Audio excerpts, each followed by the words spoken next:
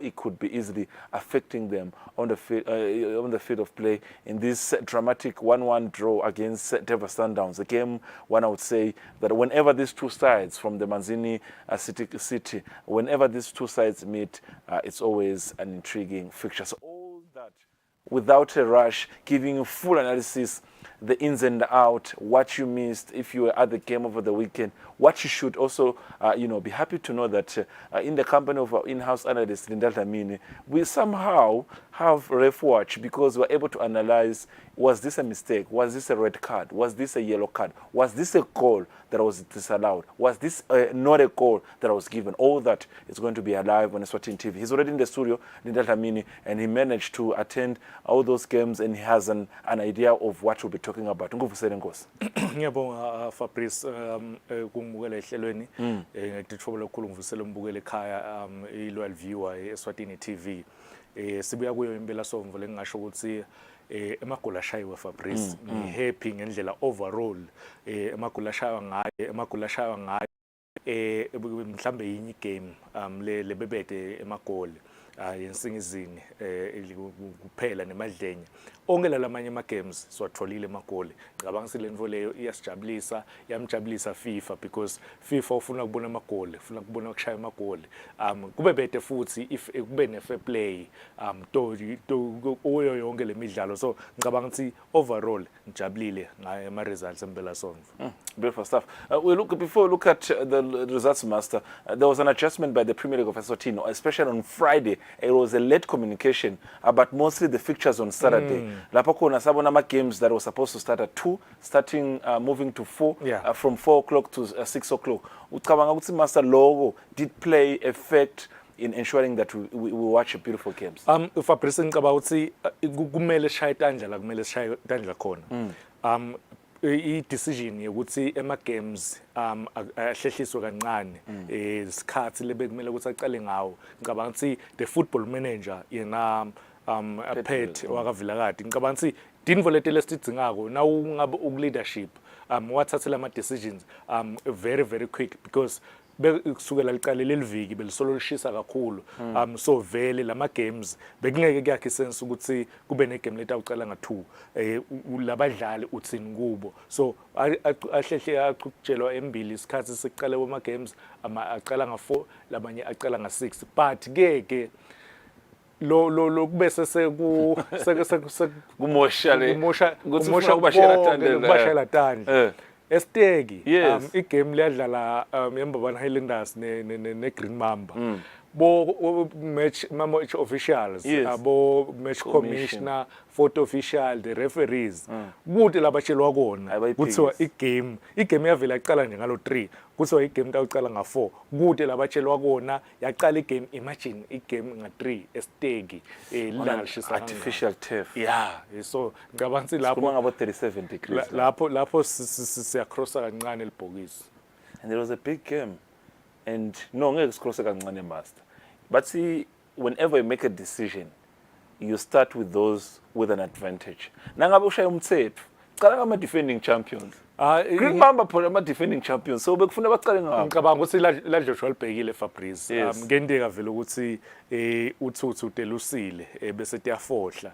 Ngicabanga ukuthi nakubo kwaba nje ngiloko but dinvo letelo kungakamela ukuthi tendeke. But nje Fabrice ngibabonga nje ukuthi cishe kulala amanye ama games bakhona lokuthi bakwende ba adjust isikhathi. Now, beautiful stuff. We now entering the show. If you just join us, this is Eswatini, Libode Eswatini. We give you football analysis.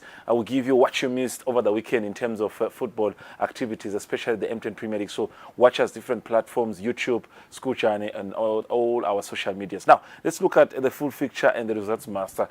I know that we've covered all the big 3 teams. We covered them. But for starters, we just look at other games that play. 2-2 Morani Pirates with Zurich United. Fair results from both sides, Master. Fair result. More special for Zurich United, but for Yona Imonen Pirates, game lena liyadlala ngalesihlanu. akusema results lawa laba wadzingayo kulesikhathi lesi bayadzinga lokungenani bayitholele le win leta ukhona ukuthi kickstart yona isizini yabo, but at the moment Tinvo atifuni kuhlangana na Fabrice. Master solo bayihluleka ukuthola 3 points. Solo bayihluleka ukuthola i3 points egamini inye. So ngicabanga ukuthi Tinvo yes bayidlala le bhola. Ngicabanga ukuthi lokho akusinvo lekumele ukuthi siyikhulume isizini yonke ukuthi badlala they are playing. I remember lo mnyaka Fabrice Malanti Chiefs yaze yehla solo sikhuluma kanjalo ukuthi Malanti Chiefs badlala ibhola lenhle, but ibhola lenhle ayisitani. Into lesitana kakhulu Fabrice ma result ema result walithola kanjani ke Fabrice wathola ngokuthi ushaya amagoli more than your opponent. Now in that game, just to highlight that Moreni Pirates was leading 2-0, Master, as United came and equalized the 2 goals. Now Rangers versus Red Leopards. I nakuhambe kahle man, Cabo Leopard. This is not exactly. Kodwa kuqala Rangers futhi kule game le. Yeah, yakora kuqala yona iRangers kule game lena yabuya iRoyal Party ya equalizer party for iRangers Fabrice. Ngihappy mine ngendlela lekhomba ukuthi nabasekhaya badlala ngayo abawesabi lama big teams.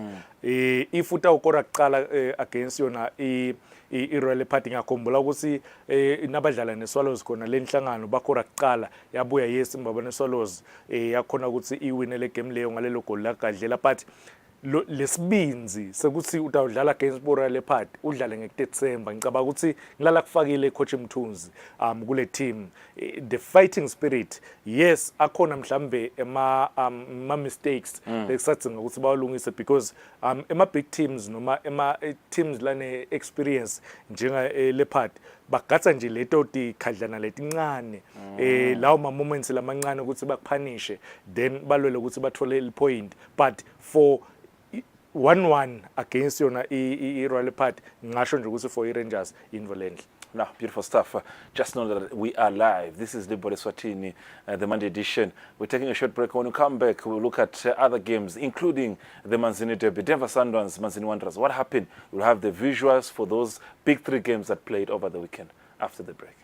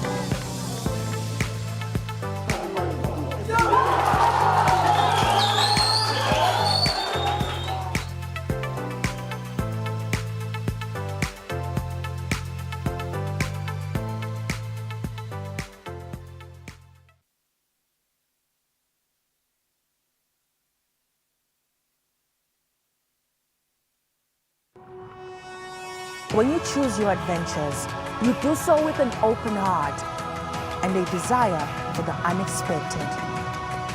You embark on journeys to discover new worlds full of wonder. You choose a path to awaken your senses, a world to make you look up and realize just how inspiring this life can be. Arrive and awaken your heart. Explore life in ways only thought possible in your dreams. Discover just how far you'll go to expand your understanding of life's greatest mysteries. There's just one place on this planet with so much to offer. Now is the time for you to have the royal experience in the kingdom.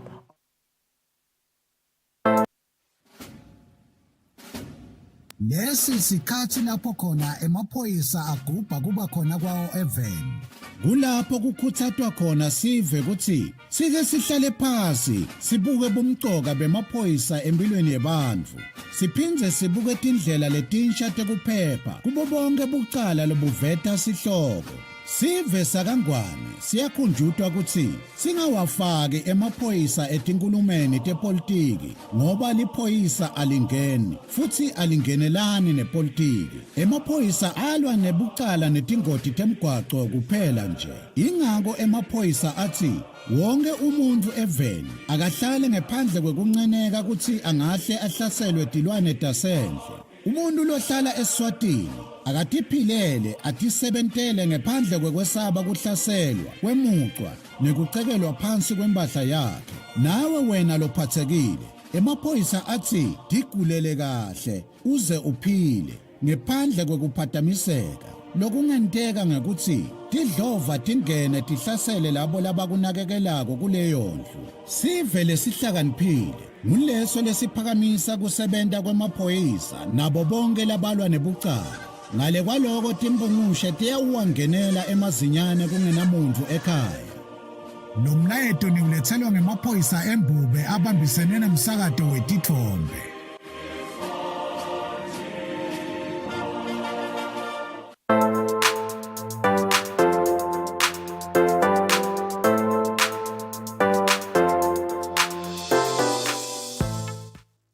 Now, Eswatini TV, this is Libo Eswatini. Like I said, we are still with you. It's all about MTN Premier League games that played over the weekend. We're just still looking at the fixture. Remember, I highlighted that all the three big teams, we managed to cover them for you over the weekend. Ilov against Manzini Sipets, Master 2-1. Anything quickly you can say before you get into other results? For Manzini Sipets, Fabrice ngicabanga ukuthi sebabuyile bayitholile that winning formula uyakhumbula ukuthi before yona international break FIFA week bebadlala ne Young Buffaloes bakhona ukuthi bawine baphinze bawinile against Ilovo 2-1 ngicabanga ukuthi iresult leyo lenhle bawashaya amagoli at the moment Ilovo nabo ngicabanga ukuthi basengalithola kahle that winning formula nangayibeka kanjalo because nawubuka nje ukuthi yes Manzini Siphethe ngicabanga sinema quality players nayo Ilovo on the other side kumele ukuthi lamanye ama games lokungenani waforce ukuthi kube draw. Madlenya yet to lose a game in the campaign. They played in Singizin Hospitals. It's another goalless draw. In as much as it's been a consecutive number of draws for Madlenya, but at some point they were on top of the league. But so far they're yet to lose a game. It means something to me. Fabrice nawubuka iMadlenya kulo past 5 games abakadliwa kodwa abakakori. Ngicabanga ukuthi lo as much as mine ngibuka ukuthi okay defensively ba good because now ungeke uconcede ungenise igoli ngakuwe ku 5 games ngicabanga ukuthi bokhoshi bakujabulela lokho then sekumele ukuthi ke nyalo basebente kakhulu ngekube offensive at least lokungenani Fabrice kube sikhuluma kuthiwa kulo 5 games labamdlalile lokungenani balitholile igoli linye siyabona ukuthi okay shothi khona timvo letisenjetwako khona ngala kubo kaMadlenya phasi nje otherwise ngala ngemuva bakhona ukuthi bayivala icishe iminyango yabo yavaleka sekumele ukuthi basale balungisa because Shilo Fabrice ngathi le balance kubo le balance ikhona because aba consider abakori but kuyaba affecta because for you to win a game yebhola kudinga ukuthi ukore more than your opponent but bona at the moment abakori. Master, okay. We get into the main, or rather the juicy stuff of the evening, but a total of 18 goals were scored over the weekend. 18 goals. Now, I was just looking at my calculator. That means each team, dividing by the teams who have in the Premier League category, each team at least over the weekend, per average, it's 1.2 goals. So each team managed to score a goal. We managed to do that weekly whenever there's a chance to show you the amount of goals that we've been scoring as a country compared to other weekends. Now, moving on to the main attention, let's start with now the game between Denver Sundowns and Manzini Wanderers. The game was played at the Mafsa Sports Center. It's Manzini Derby Master. Nasikhuluma ngeManzini Wanderers bekunetinguruma sura tikona ukuthi vele abakajabulera abadlali in terms of lifestyle ngoba naloko ukuthi bafake ethunjini kulamalanga athi good usho ama reports. How true is that? uyakhuluma na coach Nyanga Hlophe ukuthi vele they are not anywhere. In fact, he's shocked ngalama results bayathola because nothing is working off the ground in terms of preparations, training. Banetinkinga nje nakakhulu. Utsini wena mas?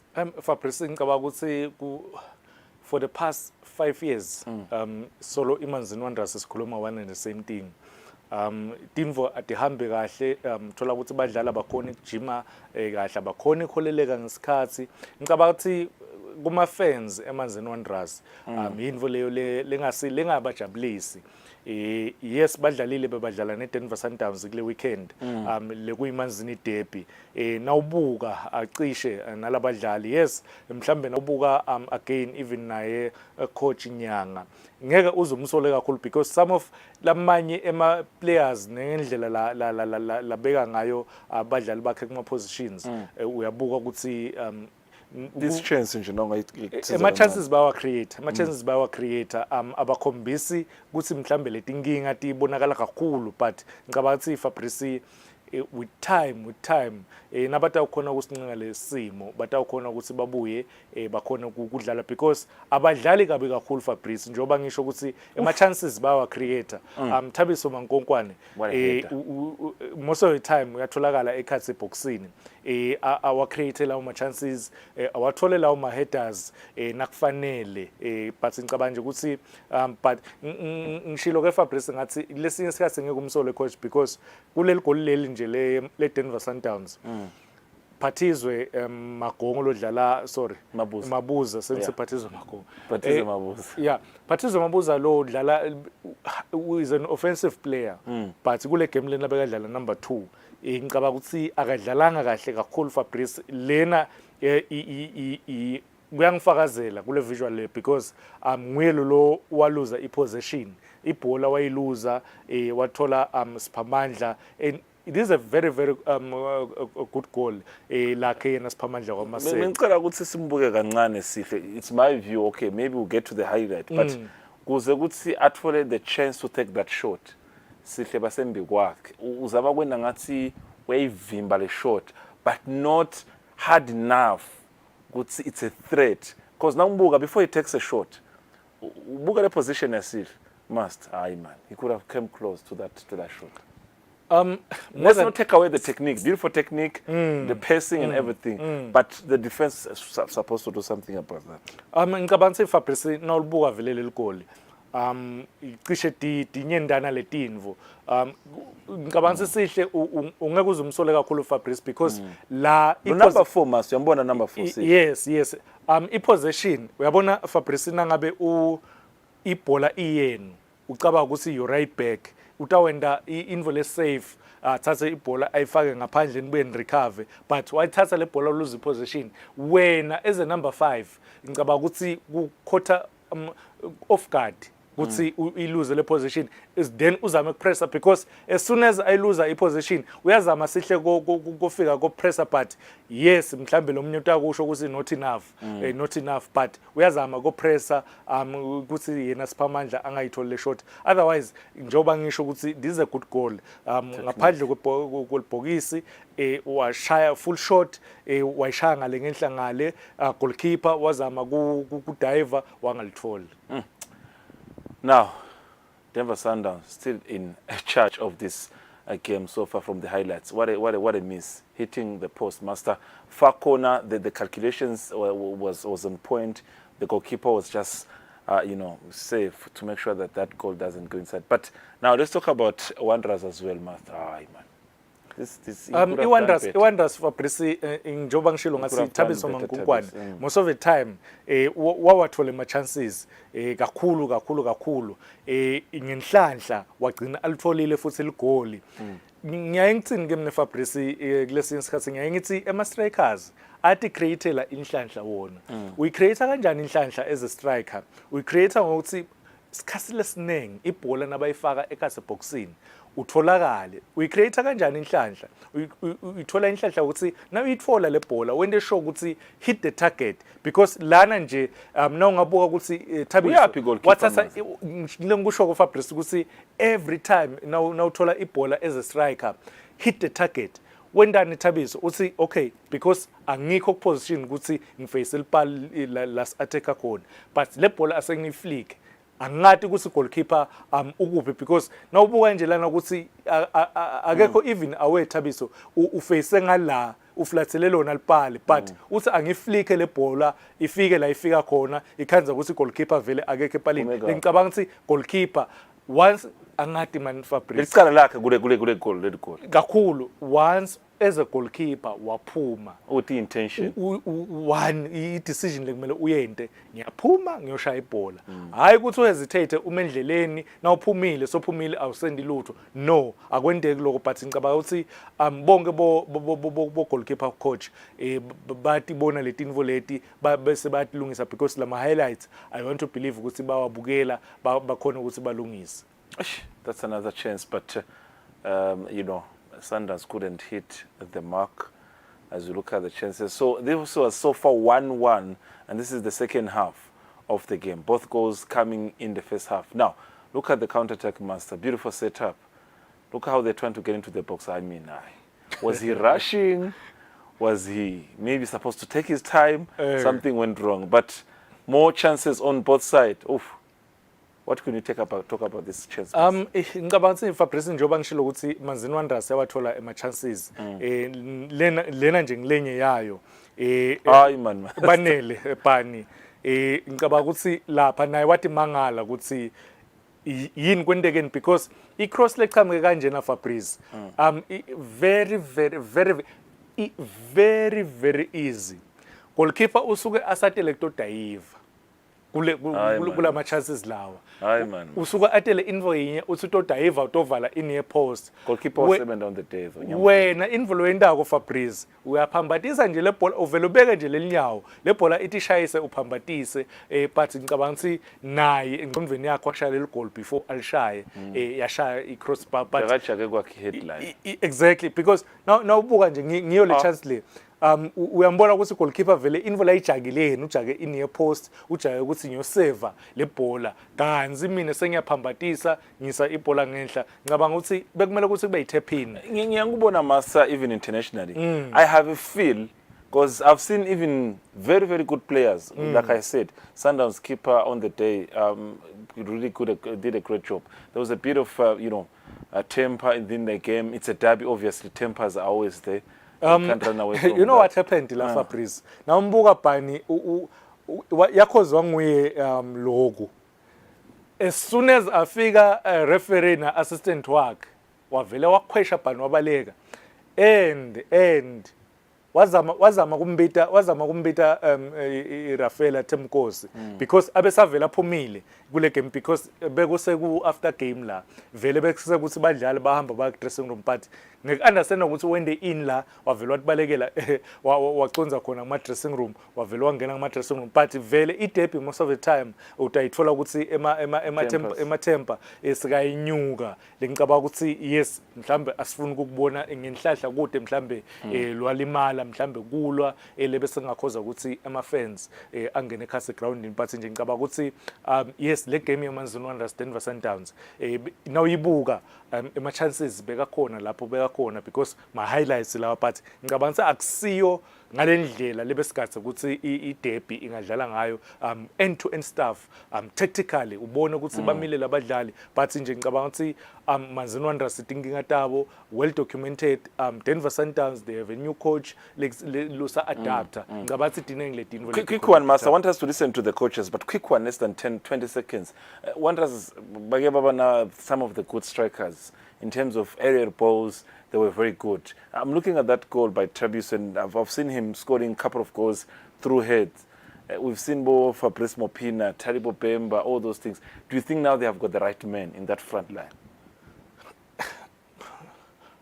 Travis was a very good striker, but ngicabanga ukuthi mina ngestrength sakhe akasebenziseki kahle.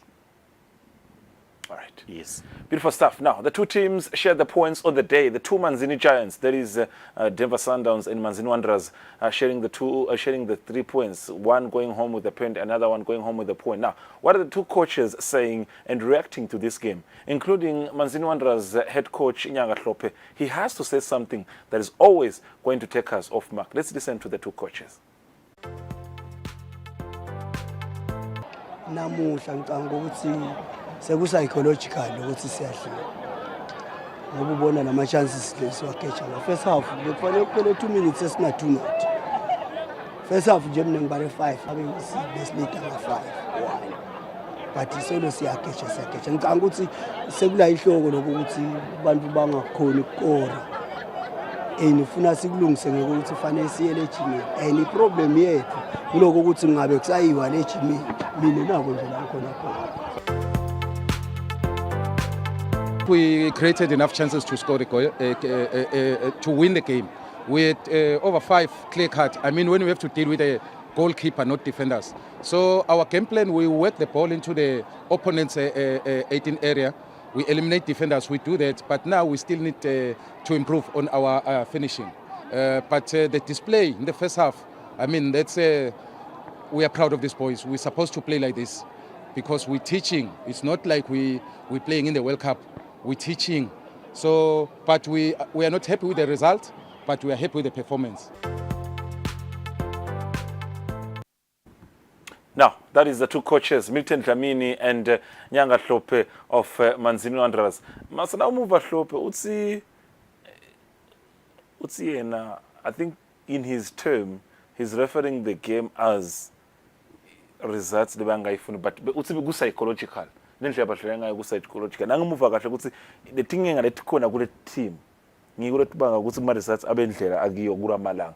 Are you agreeing what he's saying? Because you said for the longest time he always brings this up, but bane thinking uyavuma naye, but utsi the thing engalekhona psychological nyalo. It's a psychological issue. There's nothing you can do about it, and it's affecting them in the field of play. That's what he's saying. Before we get to what Milton Dlamini is saying, Fabrice, nasibuya ku tournament pre-season hospice at home tournament enhlangano wakhuluma coach emagama akhe lawakhuluma kusi ugaze ukuthi ba perform njani wena labadlali bangithusile nami ngendlela laba performe ngayo ngoba abajimi abakaholeleki kahle magama akhe ngasi kuwe mina ngicela ukuthi uyinake le nkulumo le wamtshela personal. No, nguwe ngikhuluma sisila emoyeni. Yes. Ngathi ngicela uyinake le nkulumo le. Sitaphize siyive. Sisetayiva le nkulumo.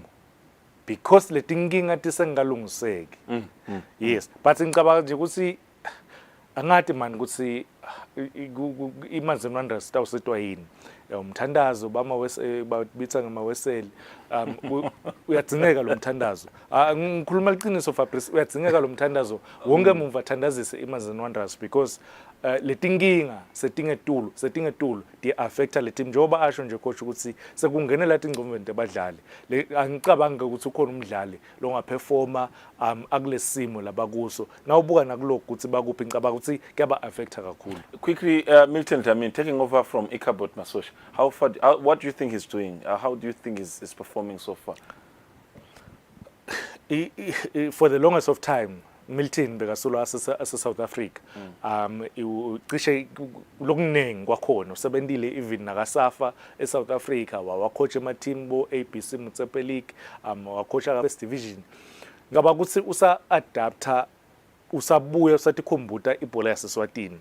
Uyadlala uyayibona le team ukuthi uyazama lokuyakha but nakhona the results because njengoba umuva ukuthi ba createile ma chances but bangakhona ukuthi bathole that winning goal. Lengicabanga ukuthi if maybe nakhona I want to understand ukuthi une wish list yakhe la ngafisa kungeta January if maybe angabathola labo badlali labo labatafike basuthe style of play sakhe because as a coach awudzingi iwindow period yinye ukuthi utawukhona ukuthi ubile ucompete uyadzinga ukuthi January abathole labo badlali then phinze abe khona nakuqala isizini letako utawukhona ukuthi abuyele acompete. Now, From that titanic clash of the two giants from the Manzini city, now move to another clash that involved a giant from the capital city of Mbabane. That's Mbabane Swallows against Young Buffaloes, a game that played same venue at the Mafisa Sports Center. Followed that Manzini derby. Master, it's a game that always brings controversy, but I like the speed in this game. What we saw in this game. Quickly, we talk about this goal. Yabo. Yes. Finish on the left foot. Fabrice, ngisho ukuthi kuma games la kanje, big games, because lena category A, category A le game le. Kuba nema moments lapho khona wena as a team ufuna kupanisha khona ema opponents. Wenda kanjani ke Fabrice wendela ukuthi kulama mistakes, wenda kanjani kulama mistakes labantu abacommita ubapanishe because basazama kuseklisha lana less than 10 minutes igame iqalile. Felix back pass lethe uyifaka ku defense with no pressure ku midfield. I know that maybe you want to talk about other highs, but I want us to talk about that goal. I like that, Master, because what I had picked is the defense. What he committed, the Swallows defender. What you commit ukuthi asengihambe ngibekwe kucala kule ball wakhanza ukuthi Owematsebula was the first on the ball, and had it not been the chance ukuthi angawe, this was a serious foul. Okay, but the back pass here was for Felix. Before yes ngifuna siye kule back pass ekuqala because le back pass ithi Felix uyayithola le ball uface ubuke I defense yakhe na goalkeeper wakhe kunesikhala ka right wakhe labe kangathi ngiyayikhokha le ball but I throw in siyabuya se regroup lapha nje uyabona ukuthi kunesikhala ngale ngenhla ngale kunesikhala even nakwakhe nakayifaka le bhola ayifaka ukuthi uyifaka ngenhla ngale because now uyifaka uyilesa ngala kunebadlali be Young Buffaloes 3 wama players but the reaction speed yakhe Owematsebula ngicabanga ukuthi kule game lena yakhombisa ku first half ukuthi yinhle kanganani, and na ungacabanga ukuthi iwinger ngilolo kudzinga kwe Fabrice ukuthi kuma games la kanje njengoba ngisho ukuthi kuma games lamakhulu your wingers isida badlala from outside to inside lokusho ukuthi once le bhola yangena la ngekhathi nazama kuyidlala nene la ku midfield your left winger uyagijima ungena ngekhathi wenda njani uyongeta dinombolo nakathi ngeta le dinombolo uyazama Kingsley ku slider kufuna ku checklist lokucommita had he stayed maybe in the normal position, Master, singabe sikhuluma lokunye because Kingsley kuze ukuthi athi commit abe nenhlanhla ukuthi angathone le yellow card. There was no one to press. There was no one to press. Hence kwakumforsa ukuthi yena as number 5 ati commit azame kenda. Unfortunately la calculations akhe angamvumi yamshiya waba quicker than him, and naleli goal ke Fabrice ngicabanga ukuthi ligol lelihle because nawutalisha kule distance leya la kuyo yena owapathi nje again ngicabanga ukuthi the reaction speed naye Kingsley nakasuzama go tacklisha ayikhe kancane Owe then bese so vuse emehlo kancane abone ukuthi okay goalkeeper sophumile kancane invole kumele ukuthi sale ngiyenda mine ngiyishaya le bhola but again mhlambe nakhona lapho ungabuta ukuthi goalkeeper but nje it's a good goal. Now chances kept on coming on Buffalo's side after that goal. We carry on and look at them. What's happening down the day, I can tell you, Master Sandanez, and Nangbuga chances and how he's been saving. Let's talk about this foul now. Yeah, I know my commitments at Kingsland on the day was too much. Was that a red card, or what would you say about this foul? Look at the intention. He was intending for the ball, but he didn't get the ball. Yeah, Fabrice. Career ending, Master. Career ending tackle. Ngicabanga ukuthi Fabrice and le foul le yanikwa against Young Buffaloes. Yavuma eMbabane Swallows. But nawubuka nasoyibuka ku slow motion uyabona ukuthi Kingsley wahamba full force kuye Lizwe and njengoba sisho ukuthi I career ending tackle le nawubuka nje ukuthi uyibuka slow motion, yes Lizwe naye waliphakamisa linyawo but wayithola ibhola yamgeja yena Kingsley. Yes lebe kungenta vele ukuthi utkhanze ukuthi if bekuna VAR bangayithola I red card kule tackle le. Now lucky on the day Lizwe, this is really bad. Look at the contact that is there. Chances are maybe ukuthi Lizwe is short and quick, But had he just delayed kancane, because if you look at the position and the direction of the ball, nakacitsa kwitsinza lizwe. Let's go.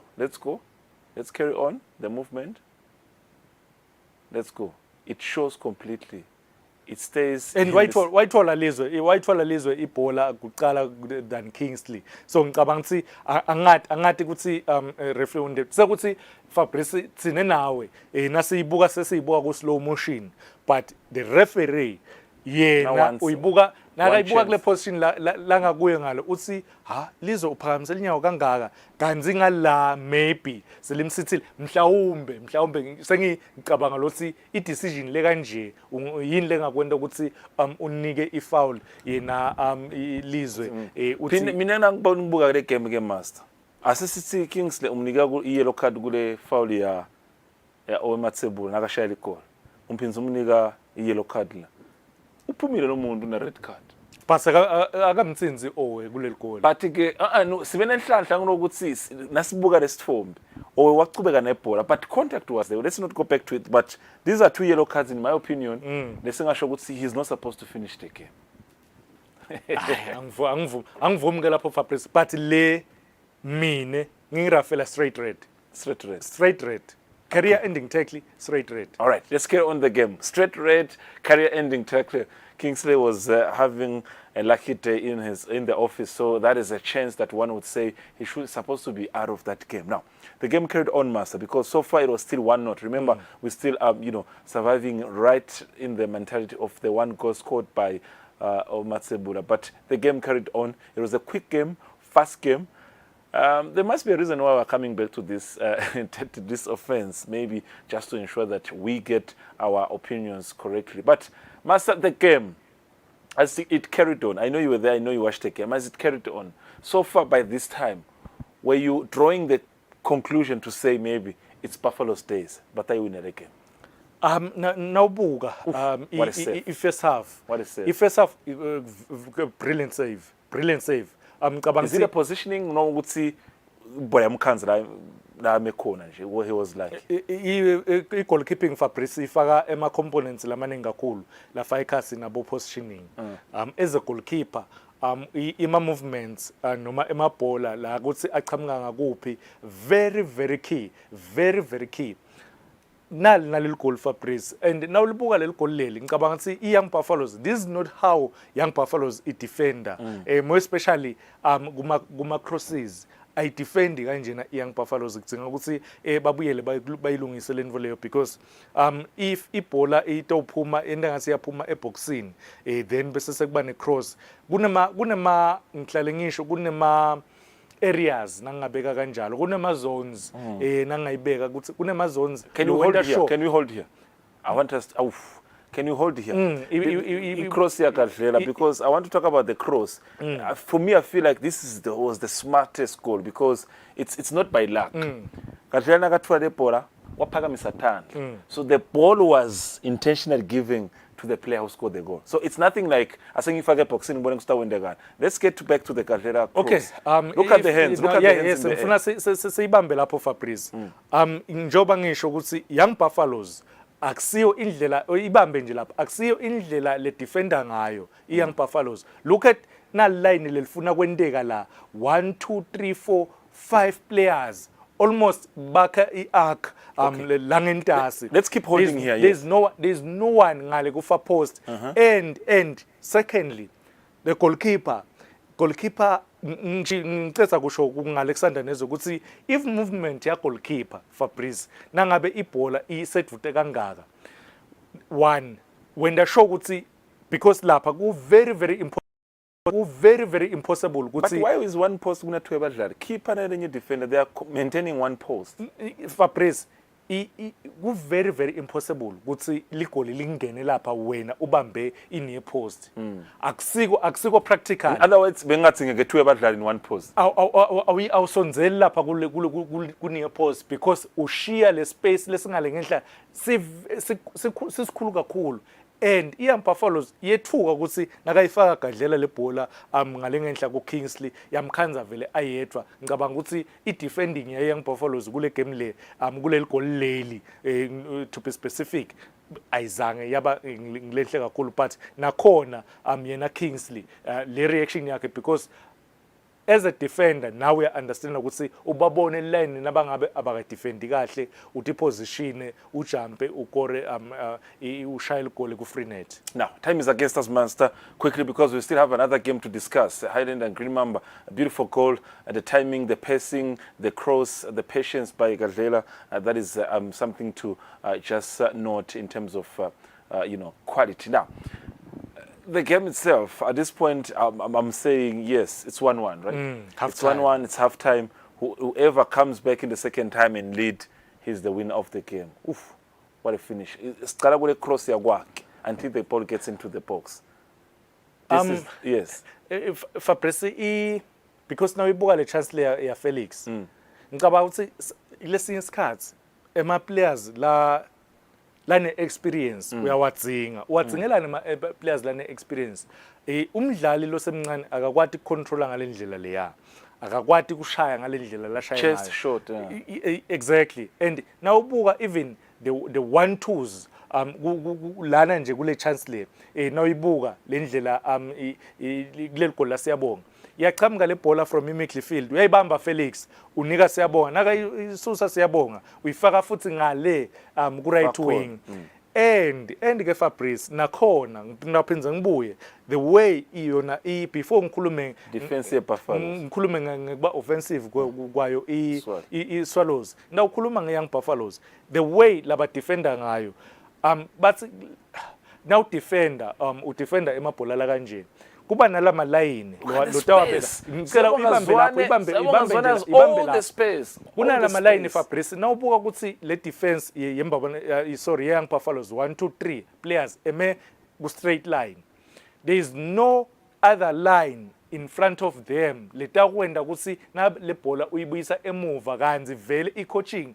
yinqumbi yabo coach ithi le bhola naso lapha so ibuyisa la ngemuva ku D-line lapho khona ukuthi awukhanza the second line. So in other words 21-15 the line they are maintaining kufuneka kube nelenye kuba neline lelinye la kutaba khona Siyabonga ngembi kwabo la kutaba khona Siyabonga at least 2 ama players letabe se enda ukuthi one uyapressa ku Siyabonga lo munye utala ngentasi kancane itsina ngabe uyayiphasa le bhola uyeta lo la ngentasi but Siyabonga look at how many seconds ibhola uyayibamba lokuforce ukuthi sihlangu bese sozama kutosonzela kupressa nakhona the distance inkulu kakhulu because I distance nangabe uyo defender ayiba inkulu kangaka Fabrice awumniki isikhala lesi bathi once wamnika isikhala lesikhulu kakhulu u defender the opponent umnika isikhathi lesi enough ukuthi angacabanga ukudrebula angacabanga ukushaya lengicabanga ukuthi njengoba ngisho ukuthi I defending yayo iYoung Buffaloes kule game le ukhuluma the Lions ukhuluma konke bengasiko kahle but asinike icredit Siyabonga asesibambe lapho naku lokunye ngunothako Siyabonga uyibambile ne holding the ball. Let's move a bit, just less than 5 seconds. Let's move now before it takes a shot. Hold on. Oof, yes, Siyabonga already. You see, we have only position here strong. Goalkeeper cannot see what's happening in front. In fact, hence, two players hence the short, once shorty figure, he couldn't move. The keeper in front of me. So it's a composition of a lot of things that you're highlighting, Master. Would see at some point the build up to the goal, it's composed by a lot of things. Now they were in a turbulent moment, but Venezuela's supporters, as we know them, they knew that this victory would put them on top of the log. More chances came into the game. Guake trying all the best, but the keeper on the day was also showing strength of maintaining a good performance. Now, let's maybe listen to the two coaches of both teams, Master, because I'm sure Caleb Ngwenya has something to say. Young Buffalo's coach has something to say. But for Ngwenya being on top of the log now, it has a lot to mean in terms of bringing the team where the fans want it to be. The two coaches after that Venezuela's victory against Young Buffaloes. They wanted it more than us. So at times we're a bit relaxed. We were settling on my second balls. Kubenge let down gates. asikabuyi inangjana sathatha igame and ke nama players sisuke safocus ku negativity kakhulu instead ukuthi sifocus kuphi ukuthi how do we win the game nako lokusilimateni. I think I can congratulate the boys for working their socks down. It was a very close game. We started a bit slow and we conceded early, but they were strong, they did not panic. We stayed in the game and they kept our shape because we had emphasized to keep the shape and be organized all the time. And it's a sweet win for them. I can congratulate them for working so hard. Now, it is hard to tell when Caleb Ngwenye is happy or not happy because the first reaction is almost the same every time he's talking about how his team played. Master, in the interest of time, allow me to cross over to Stegi, where the game between Green Mamba, defending champions against Bafana Highlanders, was another game that we expected so much over the weekend. Master, Skumbling temperatures, says Stegi, I think on the day on Saturday it was about 35 to 36 degrees. Under the same temperatures at 3 o'clock, the two teams meet. Take us through some of the chances, because we all about that. Some errors you can also read into the game. Jaburo had so much space in that highlight, but for the benefit of Bafana Highlanders, he couldn't score. But this is the goal now. Defensive errors from Greenman. What can you read? Again, Fabrice. Nawubuka kuleli goal leli alingena through cross and beku defendwa corner. How to defend a corner? Okay, maybe the old way yek defender corner is utabana two. One near post, one far post. Okay, it's okay. Ibola seyishayiwe yangale ngenhla. Na ifika ngale ngenhla. Then ngalangentas Fabrice. Kunemdlali, in fact kuna two players Green Mamba. Njabulo is usekhathi D40 usekhathi ku goalkeeper unake goalkeeper. Then uzama kuyoclearisha ngelinyawo Mxolisi, sorry, not Mxolisi. Uzama ku defender ngelinyawo. Ibhola lengicaba ukuthi if uyibona le bhola uyadepositiona uthathe lawo ma steps ubuke kusemva kwakho kunabani, but Vusi ngicaba ukuthi naye wa understand ukuthi wabona ukuthi ilipali lodwa wathi okay na chance asengikwende lokhu it's a goal for Bafana Highlanders. Now, Bafana Highlanders is leading so far 1-0 at this point in time. Look at the space in the midfield. Look at this goal now. Njaburo, look at the space before he released that cross. Oof. That's yes, quality space. Fabrice, the zones, ngifuna khuluma Utasatsa from the moment Jaburo Twara has the ball. A receiver ball. Yes. Before I negate D40. Exactly. I see a corner, then we hold it there, then you take us through the moment. We like that, Master. Take us. Hold it there. Yes, let's hold it there. Iyafika ibhola kunjabulo. Kule zone leya Fabrice angeke opponent noma Green Mamba uyinike chance ukuthi kube bede umumvu the space lota wenda ukuthi press, because nawumnika le chance lesikhala lesingaka ungaphinza usibambele lapha. Nawumnika lesikhala lesingaka ukuthi Njabulo Thwala ende ipass umnika ukuthi anike ipass a defense splitting pass uyayithola ipass uyamnika Njabulo Ndlovu nakayiholda Njabulo Ndlovu uyiholda ngalo right because yena awu left footed uyiholdelani nga right utinika le chance ukuthi uyayilungisa le bhola wendela kuthini ukuthi left ayishaya nga left kube kahle, but again Mandla Palmer, because nguye nakayibona le pass from yena Njabulo Thwala uyamiyekela Njabulo Ndlovu kanzi uyamathi ukuthi Njabulo Ndlovu ugood kanganani, and le position lamiyekela ngakuyo langamake ngakuyo strong foot sakhe and uyalishaya igoli ngale ngenhla ngale vele isho njalo le coaching ithi nasoyibambile le bhola ngale ngenhla ngale ishaye le bhola itengendazi. Beautiful stuff. Now, this is a game that was played at Stegi, like I highlighted. Mxolisi trying his luck, but the shot was too wide. Now, at this point in time, I think it's 1-1. Yes, it's 1-1. We just saw Vusi now. We saw D40 also scoring that equalizing goal. Now, Master Mxolisi still driving the team at this point in time.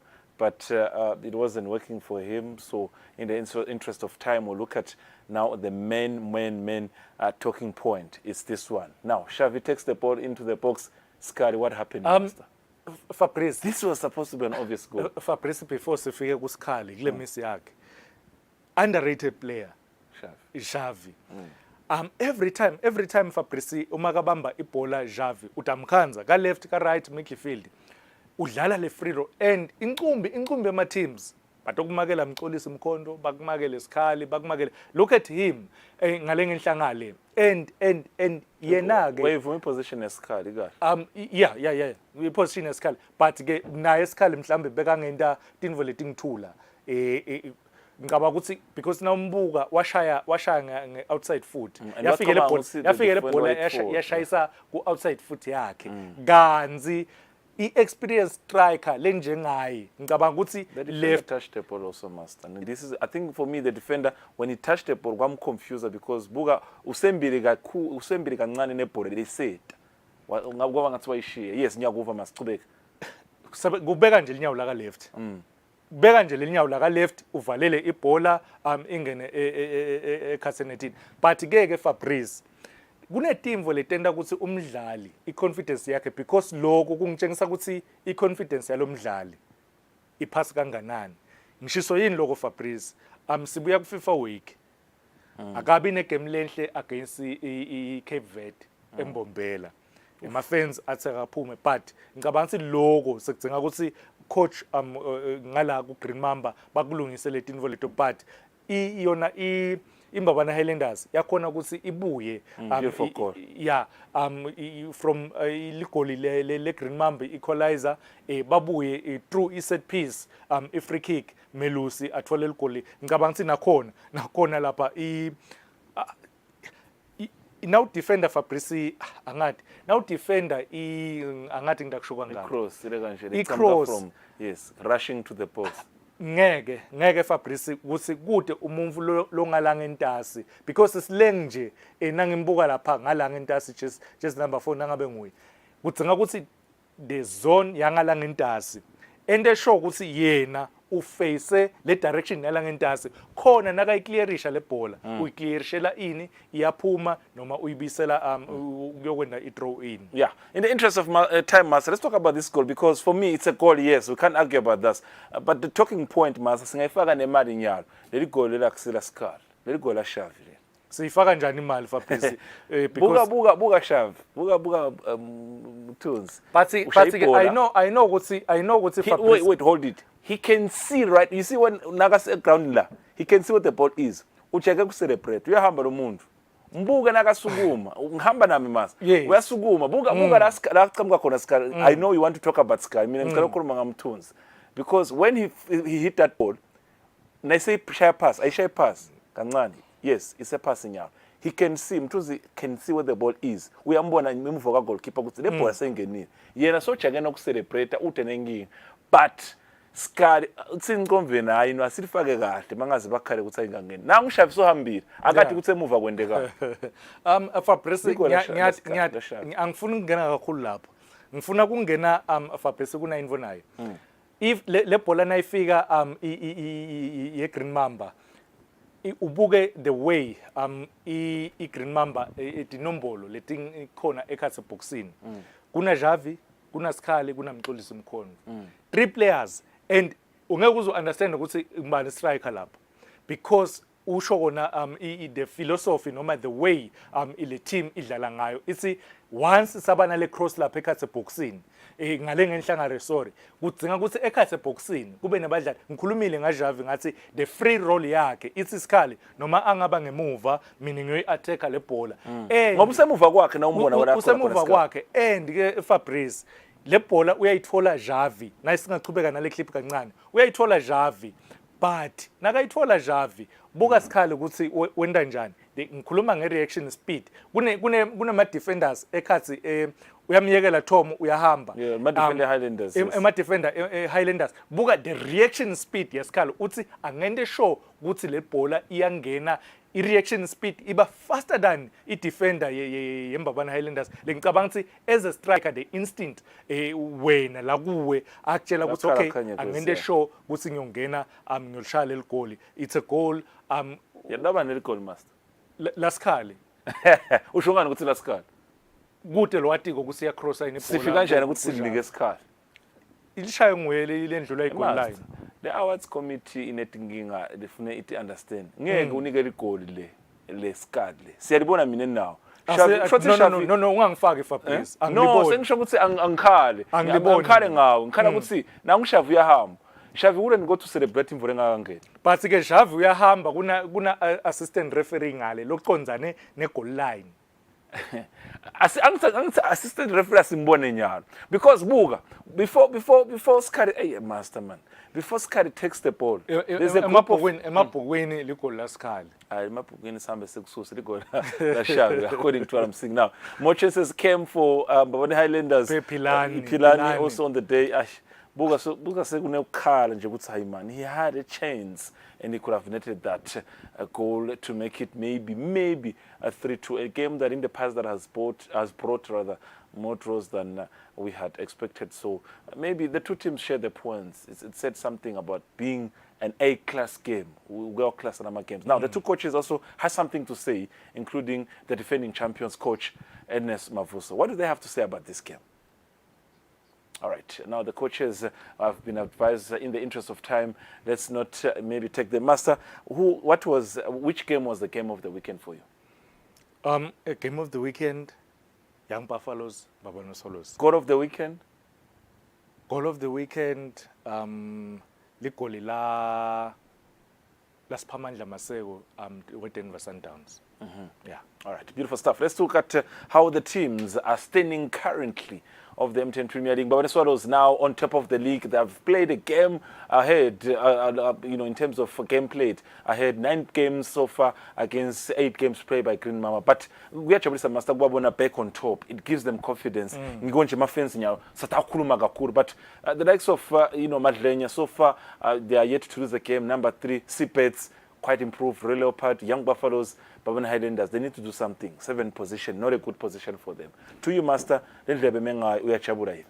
Fabrice njoba usho ukuthi lapha eTulo Mbabane Swallows ibuyele eTulo esiqongweni Green Mamba batawuqhubeka bacompete Madlenya for them kudlala 9 games bangakhali phasi bana 17 point, only a point behind yona Green Mamba Mbabane Swallows, but Sipets Royal Leopard babambene ku 14 points, Young Buffaloes ina 13. But ke Fabrice ngifuna kubuka mina ama games kulapha kulelo na ubuka wehla phasi ama games la luziwe onke lalala ngeTulo Madlenya idliwe ayikadliwa bese uyahamba uyokhanzisa ngezino sibezidliwe kanye ngicabanga ukuthi bona nabo abafuni kudliwa kakhulu kule season invo leyo lekugcinga ukuthi ibakhuthate ekuthatheni leyo positive leyo bayende iwin babuyele bacompete. As in the interest of time, thank you very much for your analysis, your expertise. It's always lovely and good to be with you in the studio. Ngibonga mina Fabrice, ngibonga yena umbukelo weSwatini TV iloyal viewer. Now, that was what we cooked for you for the entire weekend. The big 3 teams were in action, and the big 3 teams, all of them, wherever they played, they did not get 3 points. Others, they managed to get 2 points, a point. Others got only a point. Otherwise, until we meet next week on Thursday for this show that is called Temidlalo, there is a chance for you to say, we loved our show, you loved our show. But for us, Eswatini TV Sports, Sidlala Kamnanzi.